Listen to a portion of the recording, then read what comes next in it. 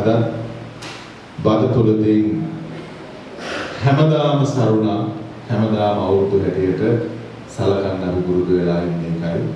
එවැනි අවස්ථාවන් වලදී අපි ලෙස දියුණු වෙලා තියෙනවා.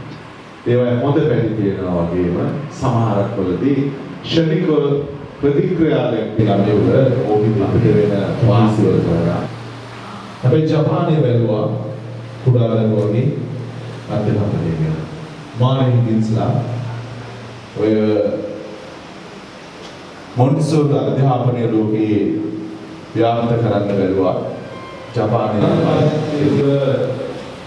අපි ලබන ජයග්‍රහණ කරලා අපිට ලොකු තරහේ තමයි තරහකාරීත්වයට උන්වහන්සේලා ඉගෙන සිටින දාන මානසිකත්වයට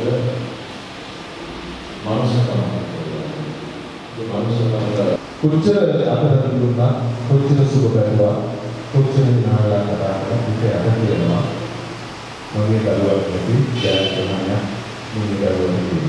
මගේ දරුවක් නැති හැකියාව අයං බදන්තා පරිත්ත